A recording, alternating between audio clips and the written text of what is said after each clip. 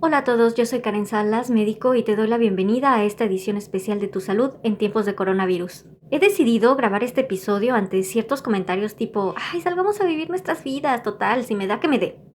Atención, el contenido presentado tiene como finalidad informar al público y no sustituye una consulta a servicios de salud.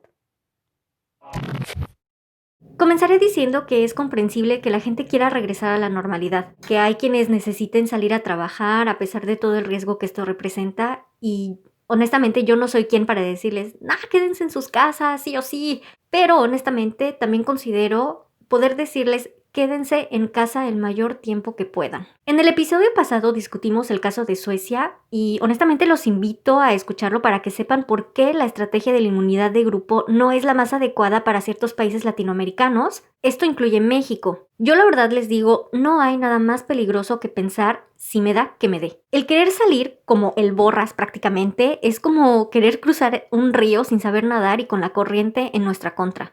El quedarse en casa no se trata de ser borregos, se trata de hacer un esfuerzo individual que, sumado, se convertirá en un bien colectivo. Se trata de dejar de saturar el sistema de salud porque no todo se resuelve con un medicamento o con una vacuna. Lo cierto es que debemos aprender a vivir con la enfermedad y con el virus circulante, y la humanidad lo ha hecho a lo largo del tiempo. Para este punto, me gustaría que hagamos una visualización.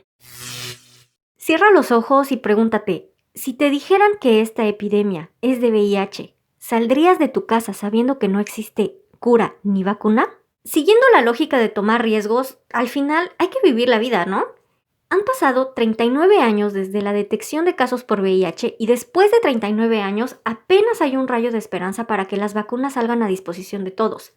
Los distintos tratamientos han ido evolucionando enormemente con el paso de los años y sin embargo, no se necesita tener un grado de medicina para saber que lo más eficaz para prevenir a una persona de contagiarse de VIH es el uso de un gesto barrera estrella, el preservativo. Apliquemos esto último en la pandemia por COVID. No hay vacuna. Los tratamientos apenas van emergiendo y los servicios sanitarios están saturados.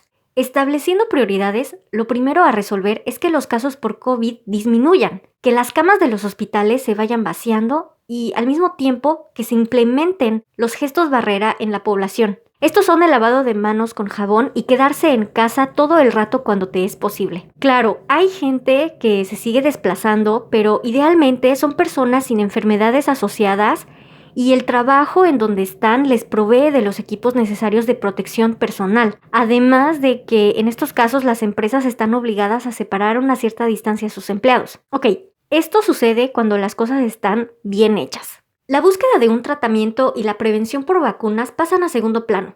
Y esto es así en todos lados. No es México que intenta embrutecer a la gente con esto y parar la economía del país solo porque sí. En un tercer tiempo, tendremos que aprender a vivir con el virus. Pero eso va después. Volvamos a nuestra visualización. Si no fuera COVID y fuera VIH, ahora imagínense que las camas de los hospitales están repletas de pacientes con VIH y con neumonías complicadas secundario a la inmunosupresión que causa el VIH. Las unidades de terapia intensiva están repletas de pacientes agonizantes. El equipo de salud está haciendo enormes jornadas donde terminan exhaustos, amenazados por la gente, y además el hospital no les da los equipos de protección suficientes. Están, como se dice, estirando presupuestos y recursos para que todo el que llegue pueda acceder a esa atención. Pero llega un momento en el que ya no hay camas e improvisan catres con lo que se encuentran. Imagínate que tus padres, hermanos, tíos, pareja, quien sea, sale porque quiere seguir viviendo la vida y se enferma. Y al cabo de 5 días te dice, ¿qué crees? Tengo VIH. Al cabo de 14 días le da una insuficiencia respiratoria y tú llevas al hospital a tu ser querido. Hospital número 1, te dicen que están saturados, que no hay cupo. Hospital número 2, te dicen lo mismo.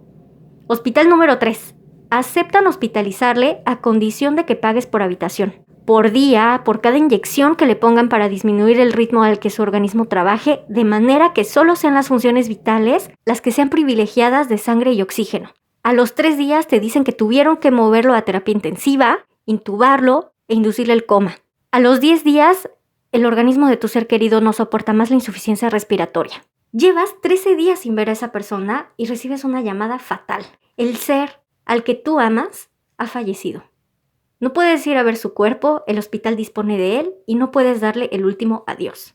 Esto lamentablemente es una realidad para muchas personas. Es por ellos, por quienes están en riesgo y por quienes ya están ocupando esas camas, que nosotros debemos hacer el esfuerzo de no contagiarnos ni de contagiar a los demás.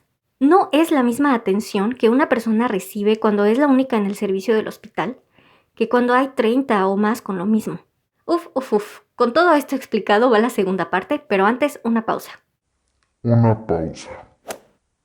Listo. Hay quienes andan diciendo que el virus no se va a extinguir solo y que al final vamos a tener que aprender a vivir con él y que es por eso que ya en pleno pico de la epidemia salgamos todos a vivir normalmente nuestras vidas.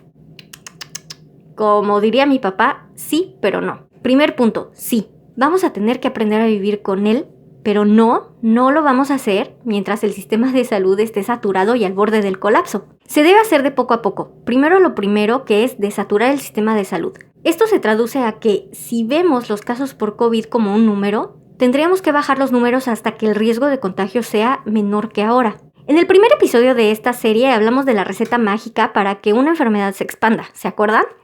Habíamos dicho que había 3 ingredientes estrella. El número de casos al día, el segundo es el número de personas expuestas a la infección y el tercero es la probabilidad de que los expuestos se enfermen. Habíamos explicado también que lo único que controla el número de los casos es el tiempo. Nosotros no tenemos control sobre ello porque ya están enfermos. Y que los 2 factores que sí están en nuestras manos son la exposición y la probabilidad de contagiarnos. La reducción de exposición es igual a quedarnos en casa y la distancia social. Y la reducción de la probabilidad de contagiarnos es implementar las medidas de higiene, lavarnos las manos y evitar andar tocándonos la cara. Lo que nos lleva al siguiente punto. El número de casos se reduce sí o sí si nosotros controlamos la exposición y reducimos la probabilidad de contagiarnos. Después de toda esta explicación, la importancia de quedarse en casa radica en que al cabo de cierto tiempo los casos existentes ya no tendrán enfermedad. ¿Y qué significa ya no tener la enfermedad?